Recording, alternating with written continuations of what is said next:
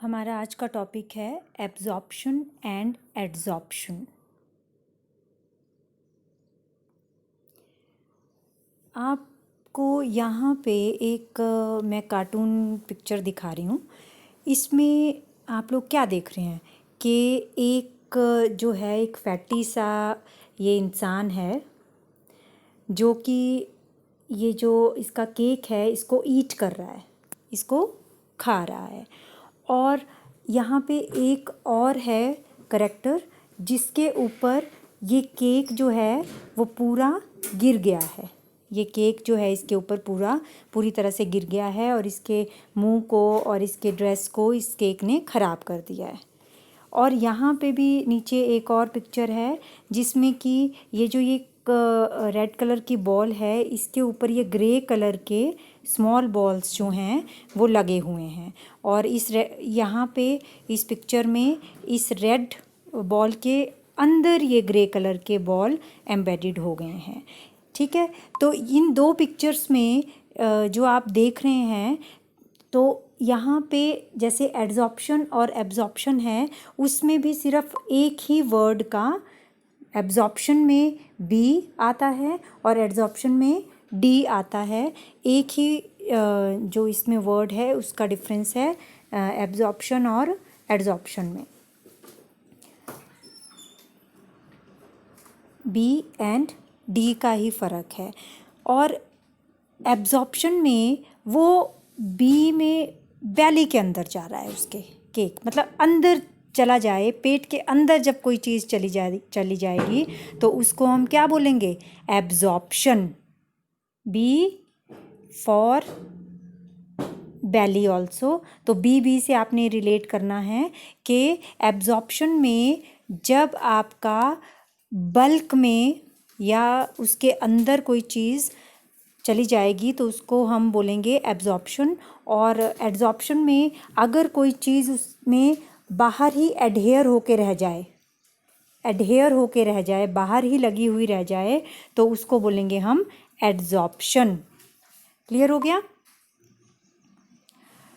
एक और डायग्राम यहाँ मैं आपको शो कर रही हूँ जिसमें ऑल्सो जो है पिक्चर से एड्जॉर्प्शन और एब्जॉर्प्शन को क्लियर किया हुआ है। एड्जॉर्प्शन में ये जो मॉलिक्यूल्स हैं, this grey molecules are adhere to the surface of the phase. ये कोई भी ये फेस हो सकता है जिसके ऊपर सॉलिड भी हो सकता है, ठीक है, जिसके ऊपर आपके ये जो मॉलिक्यूल हैं वो एडहेयर हुए हुए हैं। तो जब एडहेयर होते हैं तो उसमें वो होता है एड्जॉर्प्शन। और जब मॉलिक्यूल बल्क में चले जाते हैं, जब molecule are drawn into the bulk of the phase, जैसे यहाँ पे ये जो ये मॉलिक्यूल है ना, ये देखो यहाँ वाइट से अंदर चले गए हैं इसके फेस के, तो इसको बोलते हैं एब्जॉर्प्शन। यहाँ से भी आप कर सकते हो learning technique, bulk and absorption, और एडहेयर का d and adsorption. When they adhere to the surface of the phase तो वो एड्जॉर्प्शन हुई। और when they are drawn into the bulk then that is absorption. अब इसमें एड्जॉर्प्शन और absorption में एड्जॉर्प्शन एंड एब्जॉर्प्शन में हम दो और वर्ड्स यूज़ करेंगे, that is adsorbent and adsorbate. ठीक है, तो ये जो एड्जॉर्बेंट होता है, आप एड्जॉर्बेंट की अगर डेफिनेशन बोलें तो व्हाट इज़ एड्जॉर्बेंट, वो solid substance on the surface of which adsorption takes place. तो एड्जॉर्बेंट क्या हुआ, वो सब्सटेंस जिसके ऊपर एड्जॉर्प्शन होनी है, जिसके ऊपर एड्जॉर्प्शन होनी है, ठीक है, वो उसको बोल देंगे एड्जॉर्बेंट।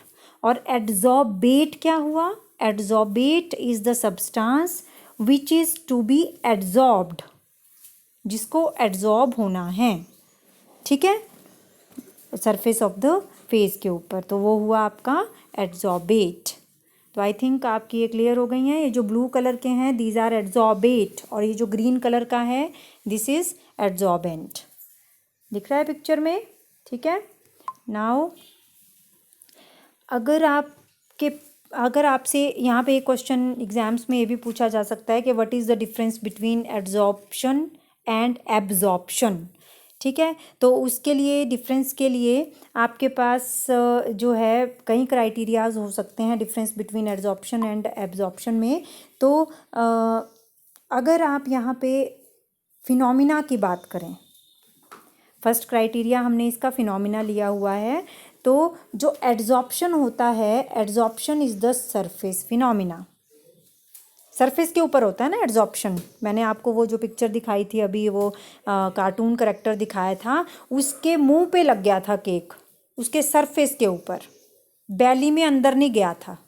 ठीक है, तो एड्जॉर्प्शन को हम क्या बोलेंगे, it is the surface phenomena. और एब्जॉर्प्शन जो है that is the bulk phenomena. वो कौन सा फिनोमिना है, वो बल्क फिनोमिना है। ठीक है, नाउ हीट एक्सचेंज क्राइटेरिया अगर हम लें कि हीट एक्सचेंज एड्जॉर्प्शन में कैसा होता है और एब्जॉर्प्शन में कैसा होता है, तो देखो जो मैंने आपको अभी कार्टून करेक्टर दिखाया था, उसमें अगर उस कार्टून करेक्टर के ऊपर किसी ने केक फेंक दिया, ठीक है, तो उस वो कार्टून करेक्टर जो है या वो जो इंसान है, उसको बहुत ज़्यादा गुस्सा आ जाएगा और उसमें से जो हीट है वो बाहर निकलनी शुरू हो जाएगी, गुस्से से लाल हो जाएगा, वो लाल पीला हो जाएगा कि नहीं हो जाएगा। तो हीट का निकलना क्या होता है, हीट का बाहर आना, हीट का इवॉल्व होना क्या होता है, एक्सोथर्मिक रिएक्शन। ठीक है, तो एड्जॉर्प्शन जो होता है वो आपका एक्सोथर्मिक रिएक्शन होता है। ठीक है, और एब्जॉर्प्शन जो है, एब्जॉर्प्शन आपका एंडोथर्मिक रिएक्शन होता है, मतलब उसमें हीट चाहिए होती है। देखो अगर आप उस केक को, वो कार्टून करेक्टर खाएगा तो उसको हाथ को ऊपर ले जाना पड़ेगा, फिर उसको मुंह में डालना पड़ेगा, फिर जब वो बैली में भी जाएगा तो उसमें भी वहाँ पे उसको एनर्जी चाहिए उसको पचाने के लिए। ठीक है, तो ये कैसा है, एंडोथर्मिक है, मतलब एनर्जी इज़ रिक्वायर्ड हेयर। ठीक है, फॉर दिस रिएक्शन। टेम्परेचर अगर बात करें तो जो एड्जॉर्प्शन है it is favoured by low temperature, और एब्जॉर्प्शन जो है that is not affected by the temperature. कैसा भी टेम्परेचर हो वो अफेक्ट नहीं करता है, जबकि एड्जॉर्प्शन के लिए आपका लो टेम्परेचर होना ज़रूरी है। रेट ऑफ रिएक्शन, अब रेट ऑफ रिएक्शन जो है वो स्टेडिली इंक्रीज़ होता है और फिर इक्विलिब्रियम पे पहुंच जाता है। अब देखो जैसे कार्टून करेक्टर से मैं आपको इसको रिलेट करवाऊं, तो जब उसको गुस्सा आएगा, जब उसके ऊपर एड्जॉर्ब होगा वो केक, तो क्या होगा, सबसे पहले उसको बहुत ज़्यादा गुस्सा आ जाएगा इमीडिएटली, फिर उसके बाद वो धीरे धीरे कूल हो जाएगा और इक्विलिब्रियम पे आ जाएगा कि चलो अब फेंक तो दिया ही है केक किसी ने मेरे ऊपर, तो कोई बात नहीं। तो एड्जॉर्प्शन में भी मीन्स आप ऐसे कर सकते हैं कि रेट ऑफ रिएक्शन, मतलब उसका गुस्से रिएक्शन जो वो करेगा वो सबसे पहले इंक्रीज़ होगा, उसको बहुत ज़्यादा गुस्सा आएगा, और फिर उसके बाद वो रीचेज एट इक्विलिब्रियम। ठीक है, then rate of reaction in case of absorption क्या होगा कि वो यूनिफॉर्म रेट से होता रहेगा, मज़े से वो खाता रहेगा उस केक को, है ना, तो उसमें ना तो रेट इंक्रीज़ होगा ना डिक्रीज़ होगा, वो आराम से एक ही रेट के साथ एक बाइट खाई अंदर गई, एक बाइट खाई दूसरी बाइट खाई अंदर गई, और रेट ऑफ रिएक्शन जो रहेगा वो कैसा रहेगा, यूनिफॉर्म रहेगा। कैसा रहेगा, यूनिफॉर्म रहेगा। बच्चे जो मैं ये आपको एग्जाम्पल दे रही हूँ कार्टून करेक्टर का, ये आपको लर्निंग के लिए दे रही हूँ। ठीक है, सिर्फ आपको कि अच्छे से लर्न हो जाए। रेट ऑफ रिएक्शन जब आप लिखोगे रेट ऑफ रिएक्शन का उसका करेक्टरिस्टिक, तो आपको पता हो कि एड्जॉर्प्शन में एकदम इंक्रीज़ होता है, देन इक्विलिब्रियम पे आ जाता है, और rate of reaction in case of absorption जो है वो यूनिफॉर्म रहता है थ्रू आउट, उसमें कोई गुस्सा वगैरह उसको नहीं, आराम से मज़े से वो खा रहा है केक। कंसंट्रेशन जो है on the surface of the adsorbent is different from that of the bulk. वो तो आपको पता ही है कि बाहर उसके ऊपर बहुत सारा केक लगा हुआ है, अंदर कुछ भी नहीं गया, तो एड्जॉर्बेंट के ऊपर जो कंसंट्रेशन है वो आपकी डिफरेंट रहेगी फ्रॉम दैट ऑफ बल्क, और कंसंट्रेशन जो है वो same through out the material रहेगी। ये तो आप चलो सेम रहेगी कि वो धीरे धीरे पूरा केक जो है वो कंज्यूम कर रहा है। ठीक है, तो इस तरह से आप एड्जॉर्प्शन और एब्जॉर्प्शन को डिफ्रेंशिएट कर सकते हैं। नाउ जो एड्जॉर्प्शन है, हम ज़्यादातर इसमें जो टॉपिक है इसमें एड्जॉर्प्शन को ज़्यादा पढ़ेंगे, ठीक है। तो एड्जॉर्प्शन के दो टाइप हैं mainly, that is physical adsorption and chemical adsorption. जो फिजिकल एड्जॉर्प्शन जो केमिकल एड्जॉर्प्शन है that is also known as chemisorption भी बोलते हैं उसको हम, ठीक है। जो फिजिकल एड्जॉर्प्शन होती है आपकी वो रिवर्सिबल होती है। वो कैसी होती है? रिवर्सिबल होती है, ठीक है। और केमिकल एड्जॉर्प्शन जो है वो रिवर्सिबल नहीं होती है, इरिवर्सिबल होती है, ठीक है। ये भी एक पॉइंट इसमें याद रखना है, लिखा नहीं है वो मैंने इसमें स्लाइड में। देन फिजिकल जो एड्जॉर्प्शन है that caused by intermolecular forces of attraction. Intermolecular forces of attraction होंगी, van der Waals forces of attraction होंगी उसमें एड्जॉर्बेट के साथ। एड्जॉर्बेट और एड्जॉर्बेंट में कोई केमिकल बॉन्ड नहीं बनेगा, फिजिकल एड्जॉर्प्शन में कोई केमिकल बॉन्ड नहीं बनेगा, जबकि केमिजॉर्प्शन में जो है इसमें केमिकल बॉन्ड की फॉर्मेशन होगी एड्जॉर्बेंट एंड एड्जॉर्बेट में, ठीक है। और हीट ऑफ एड्जॉर्प्शन जो है हमें पता है, हमने पिछली स्लाइड में पढ़ा कि जो एड्जॉर्प्शन होती है वो कैसी होती है? एक्सोथर्मिक रिएक्शन है ना, exo heat is evolved, exothermic reaction है। लेकिन फिजिकल एड्जॉर्प्शन और केमिकल एड्जॉर्प्शन में मतलब हीट का निकलना कितना होगा? फिजिकल में स्मॉल होगा, फिजिकल में हीट ऑफ एड्जॉर्प्शन जो है वो कम हीट निकलेगी और केमिकल में लार्ज हीट निकलेगी, क्योंकि वहाँ पे केमिकल बॉन्ड बन गया है। अब आप इसको इस तरह से भी कार्टून कैरेक्टर से कंपेयर कर सकते हैं कि जब केमिकल बॉन्ड बन जाए किसी ड्रेस के साथ आपका और उसके ऊपर आपका कोई दाग लग जाए, कुछ चीज़ गिर जाए, है ना, तो आपका गुस्सा ज़्यादा निकलेगा। तो हीट ऑफ एड्जॉर्प्शन उस केस में एड्जॉर्प्शन में ज़्यादा होती है जहाँ केमिकल बॉन्ड बनता है। क्लियर हो गया, याद हो गया ये चीज़। और जहाँ फिजिकल एड्जॉर्प्शन है वहाँ हीट ऑफ एड्जॉर्प्शन जो है वो स्मॉल होता है। Decrease with increase in temperature, physical adsorption जो है टेम्परेचर के इंक्रीज करने पे डिक्रीज करती है, और यहाँ पे increase with increase in temperature जो केमिजॉर्प्शन है वो आपकी इंक्रीज करती है अगर टेम्परेचर इंक्रीज हो जाए तो, ठीक है। अब यहाँ जो है अगला point, increase with pressure increase. Physical absorption pressure के इंक्रीज करने पे इंक्रीज करती है, टेम्परेचर के इंक्रीज करने पे डिक्रीज करेगी, प्रेशर के इंक्रीज करने पे इंक्रीज करेगी, ठीक है। और यहाँ पे जो केमिकल एब्जॉर्प्शन है there is no effect of the change of pressure. Then जो फिजिकल एड्जॉर्प्शन है it forms multi molecular layer. Physical adsorption में आपकी बहुत सारी लेयर बन सकती हैं मॉलिक्यूल की ऑन द एड्जॉर्बेंट, और यहाँ केमिकल एड्जॉर्प्शन में सिर्फ एक ही लेयर बनेगी, यूनिमॉलिक्यूलर लेयर बनेगी, क्योंकि देखो केमिकल एड्जॉर्प्शन में केमिकल बॉन्ड बनाना है ना बेटा आपको यहाँ पे। तो अगर मान लो यहाँ पे ये एड्जॉर्बेंट है और इसके ऊपर जो दूसरे एड्जॉर्बेट मॉलिक्यूल आ रहे हैं तो केमिकल बॉन्ड बन रहा है इनके बीच में, इन दोनों के बीच में, तो दूसरी लेयर तो बन ही नहीं सकती, जैसे क्योंकि यहाँ पे तो पूरी की पूरी एक ही लेयर के साथ यहाँ पे केमिकल, ये इसका सरफेस तो ख़त्म हो जाएगा, ठीक है। जो आपका एड्जॉर्बेंट है उसमें कोई साइट ही नहीं रहेगी बॉन्ड बनाने के लिए, तो दूसरी लेयर जो है मल्टी लेयर जो की बात अगर हम करें तो दूसरी लेयर के साथ केमिकल बॉन्ड नहीं बन पाएगा, जबकि फिजिकल एड्जॉर्प्शन हो सकती है मल्टी लेयर, फिजिकल एड्जॉर्प्शन हो सकती है और केमिकल एड्जॉर्प्शन मल्टी लेयर नहीं हो सकती, वो यूनी मॉलिक्यूलर लेयर ही होती है उसमें केमिकल एड्जॉर्प्शन में, ठीक है।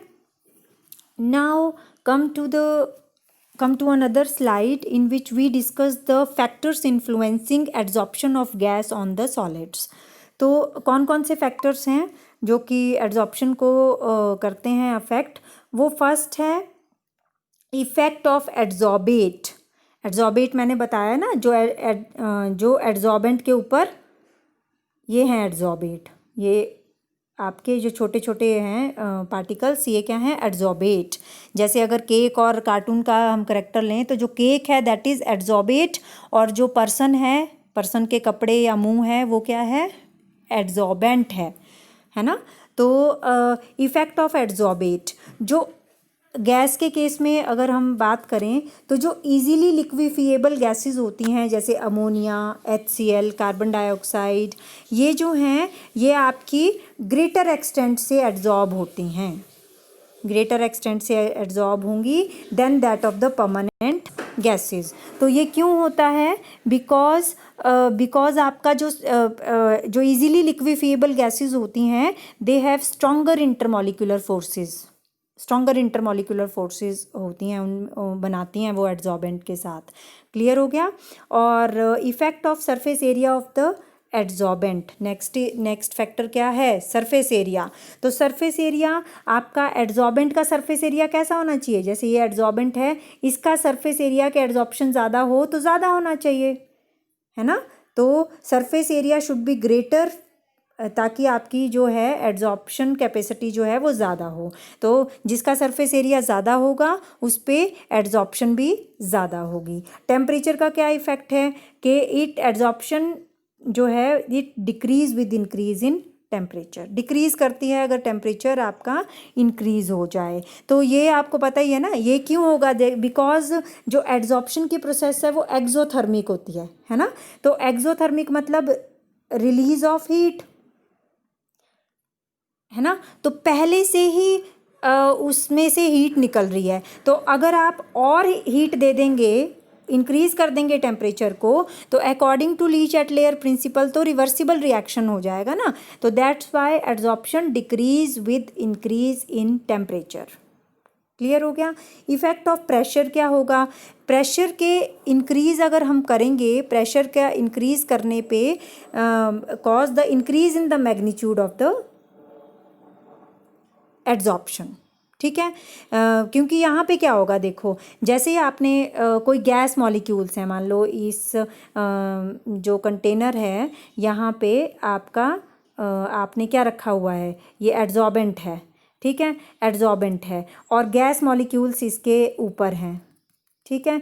अब आपने अगर प्रेशर इतना दिया हुआ है, पिस्टन से अगर आपने प्रेशर इतना दिया हुआ है तो ये गैस मॉलिक्यूल तो भागते रहेंगे, ऊपर रहेंगे, इनको स्पेस ज़्यादा मिल रहा है। अगर आप प्रेशर इंक्रीज़ कर देंगे तो ये पिस्टन नीचे आ जाएगा, तो गैस मॉलिक्यूल्स जो हैं वो ईजिली क्या हो जाएंगे, इसके ऊपर एड्जॉर्ब हो जाएंगे। ठीक है? तो प्रेशर का इंक्रीज़ होना जो है वो आपका एड्जॉर्प्शन को भी इंक्रीज़ करता है, directly proportional to each other.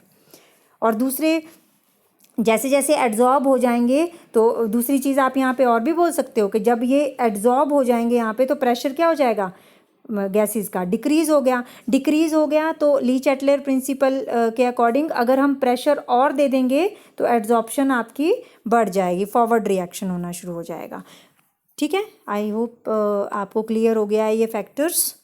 Then जो सॉल्यूशंस में भी हम एड्जॉर्प्शन फ्रॉम सॉल्यूशन से भी हम एड्जॉर्प्शन कर सकते हैं।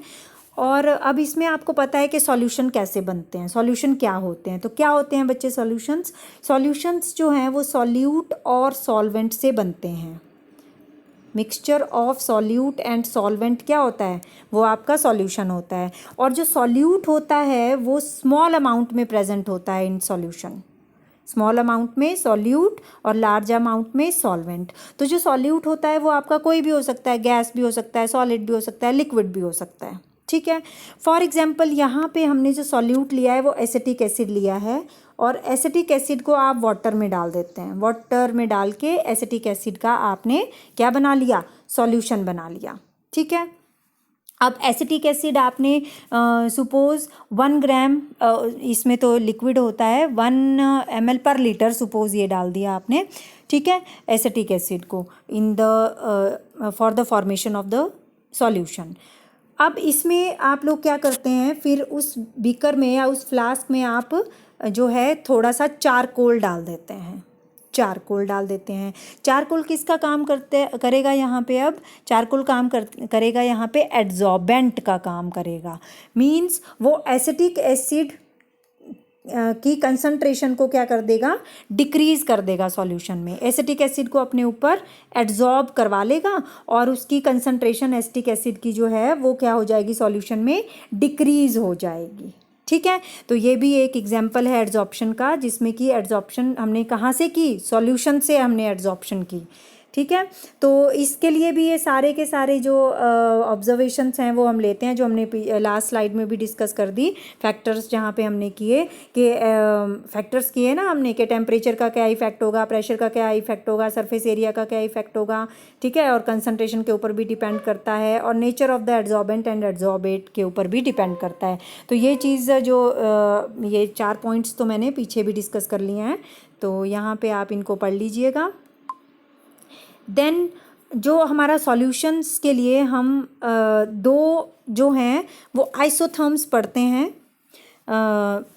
इसमें एड्जॉर्प्शन के केस में।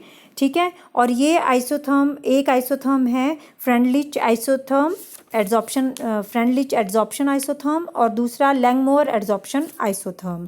तो इनको आपने बहुत ज़्यादा डिटेल में नहीं करना है, ये आपके फिजिकल केमिस्ट्री के पार्ट होते हैं, डेरिवेशंस वगैरह इसकी। यहाँ पे जितना रिक्वायर्ड है वो मैंने आपको यहाँ पे करा दिया है। तो first of all come to the Freundlich adsorption isotherm. तो बच्चे पहले तो मुझे बताओ कि आइसोथर्म क्या होता है। आइसोथर्म हमारा जहाँ पे टेम्परेचर जो है, आइसोथर्म वो है जिसमें कि जो टेम्परेचर है वो आपका कांस्टेंट हो। आइसो मतलब सेम, और थर्म मीन्स सेम टेम्परेचर रहे थ्रू आउट द एक्सपेरिमेंट। ठीक है। तो फ्रेंडली एड्जॉर्प्शन आइसोथर्म में हम लोग जो पढ़ते हैं, that is the relationship between the amount of the solute adsorbed and the concentration of the solution. Concentration of the solution और एड्जॉर्बेट जो आपका हो रहा है उसके अमाउंट के ऊपर जो रिलेशनशिप बनता है वो आपका फ्रेंडली जो आइसोथर्म है वो एड्जॉर्प्शन आइसोथर्म जो है वो डिस्कस करता है। तो मैथमेटिकली ये देखो, ये जो मैंने ये वाला एक्सप्रेशन लिखा है ये फ्रेंडली एड्जॉर्प्शन आइसोथर्म का एक्सप्रेशन है। ये है इन केस ऑफ गैसेस। अगर आपका जो सॉल्यूट है जो कि एड्जॉर्ब होना है वो गैस है, तो आप क्या लिखते हैं, x/m is equal to KP। यहाँ पे हम partial pressure of the gas लेते हैं, P 1/n। ठीक है। और इसको आप और कैसे भी लिख सकते हैं, अगर आप दोनों तरफ लॉग ले लें, इस इक्वेशन के ऊपर वाली इक्वेशन के दोनों तरफ लॉग ले लें, तो आपके पास क्या बन जाएगा, log x/m is equal to log K plus 1/n log P। ठीक है। अगर आपने गैसेस लिया है तो आप प्रेशर की टर्म में इसको लिखेंगे, लेकिन अगर आपका सॉल्यूट दूसरे हैं अदर देन गैस है तो आप कंसंट्रेशन की टर्म में लिखेंगे, C की टर्म में लिखेंगे इसको। ठीक है। सिर्फ यहाँ पे क्या फ़र्क होगा, यहाँ पे हमने P लिखा हुआ है, यहाँ पे नीचे वाली इक्वेशन में हमने C ले लिया हुआ है। ठीक है। जहाँ पे हम other than gas solute use करेंगे वहाँ हम C का यूज़ करेंगे। इसमें भी अगर लॉग ले लें दोनों तरफ तो आपके पास क्या बन जाएगा, log x/m is equal to log K plus 1/n log C। अब x क्या है, x आपका है mass of the adsorbate, x adsorbate है, ये आपका m जो है एड्जॉर्बेंट है। ठीक है। तो x/m क्या बन गया आपका, x/m बन गया the extent of adsorbate on to the adsorbent, extent of adsorbate on to the adsorbent, ये बना x/m। तो ये किसके प्रोपोर्शनल है आपका, यहाँ पे प्रेशर के प्रोपोर्शनल है, और यहाँ पे कंसंट्रेशन के प्रोपोर्शनल है, रेज़ टू पावर 1/n। ठीक है। n भी कांस्टेंट है, n कांस्टेंट है, k कांस्टेंट है। ठीक है। और p क्या है, पार्शियल इक्विलिब्रियम प्रेशर है, और c क्या है, ये आपकी कंसंट्रेशन है। ठीक है। तो ये था Freundlich reaction Freundlich adsorption isotherm. ठीक है। अब इसमें जो आप ये वाली इक्वेशन अगर आप ध्यान से देखें, या ये वाली इक्वेशन अगर आप ध्यान से देखें, तो ये स्ट्रेट लाइन इक्वेशंस बन जाती हैं, है ना, ये स्ट्रेट लाइन इक्वेशंस। ठीक है। अब इसमें अगर हम ग्राफिकली इनको रिप्रेजेंट करें, और अगर आप log x/m और p के बीच में, या log x/m और c के बीच में ग्राफ ड्रॉ करें, ठीक है, अगर इन दोनों में अगर आप अभी मैं ज़रा इसको इरेज कर देती हूँ, मैं आपको दोबारा से समझाती हूँ इसको, कि ये वाली इक्वेशन, सॉरी ये वाली इक्वेशन स्ट्रेट लाइन इक्वेशन है, और अगर आप ग्राफ ड्रॉ करें log x अपॉन m और p के बीच में, प्रेशर के बीच में, तो आपके पास एक स्ट्रेट लाइन आएगी जिसमें कि जो log x upon m and log p के बीच में अगर आप ग्राफ ड्रॉ करें तो आपके पास एक स्ट्रेट लाइन आएगी जिसमें कि इंटरसेप्ट जो है that will give the value of log k and 1 upon slope will give the value of 1 upon n। ये मैंने अगली स्लाइड में शो किया हुआ है। तो ये देखिए, जैसे स्ट्रेट लाइन इक्वेशन है ये, और इसमें आपने log x अपॉन m और log p में ग्राफ ड्रॉ किया हुआ है, स्ट्रेट लाइन आ जाती है आपके पास। और जो स्लोप है, ये स्लोप जो है वो आपका a, जैसे मान लो ये a है और ये b है, तो स्लोप क्या होगा a upon b, is equal to 1 upon n, है ना, क्योंकि slope will give the value of 1 upon n और intercept will give the value of log k। Clear हो गया। देन अगला जो आइसोथर्म है हमारा वो लैंगमोर एड्जॉर्प्शन आइसोथर्म है। ये भी आपका रिलेशनशिप बताता है extent of adsorption and pressure या कंसंट्रेशन के बीच में, मतलब x अपॉन m और प्रेशर या कंसंट्रेशन के बीच में। अब जो लैंगमोर एड्जॉर्प्शन आइसोथर्म है, इन दोनों में फ़र्क सिर्फ इतना ही है कि लैंगमोर में आपका जो है वो 2 स्टेप्स या मल्टी स्टेप्स जो है वो काइनेटिक्स फॉलो होती है, ठीक है। और जब ये 2 या 3 स्टेप में किया जाता है तो आपके पास जो कांस्टेंट्स होंगे जैसे K1 K2 वगैरह, ये अलग अलग होंगे इनकी वैल्यूज़। तो अगर आप काइनेटिक कंसिडरेशंस को ध्यान में रखते हुए जो लैंगमोर एड्जॉर्प्शन आइसोथर्म है उसके लिए इक्वेशन क्या बनेगी, x upon m is equal to K1 K2, P is the pressure of the gas and 1 upon divided by 1 plus K1P। अगर गैस आपका एड्जॉर्बेट है तो हम P का टर्म का यूज़ करेंगे। तो जो ये वाली चीज़ है ये तो कांस्टेंट ही है, K1 K2, है ना, ये सारे क्या हैं, कांस्टेंट हैं। और अगर आप दूसरे सॉल्यूशंस की बात करें अदर देन गैस सॉल्यूट, तो उस केस में x upon m is equal to ABC।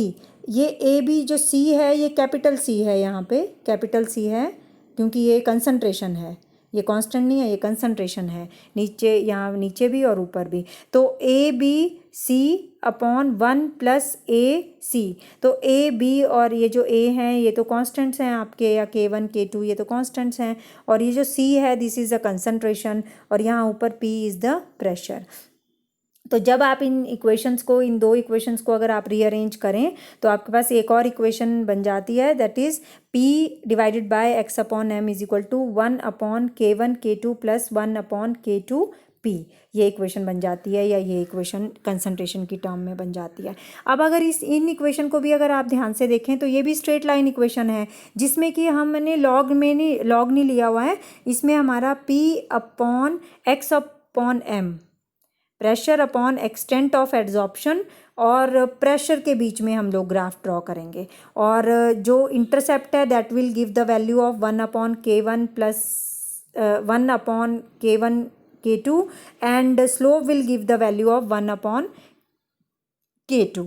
वैसा ही आपका कंसंट्रेशन के केस में भी होगा अगर आप कंसंट्रेशन की टर्म में लैंगमोर इक्वेशंस को लिखते हैं तो जैसे मैंने इसमें ग्राफिकल रिप्रेजेंटेशन दिया है लैंगमोर एड्जॉर्प्शन आइसोथर्म की, तो देखिए P upon extent of adsorption के बीच में और प्रेशर के बीच में आपने ग्राफ ड्रॉ किया हुआ है, और आपके पास स्ट्रेट लाइन आ जाती है इसमें ग्राफ में, और intercept will give the value of 1 upon K1 K2। और स्लोप में अब ये देखिए, स्लोप जो है वो आपका क्या होगा, स्लोप क्या होगा आपका, अब यहाँ पे B लिखा हुआ है ना इस तरफ को, और यहाँ A लिखा हुआ है, तो slope is B upon A, है ना। तो B अपॉन A जो है that will give the value of 1 upon K2, 1 upon K2।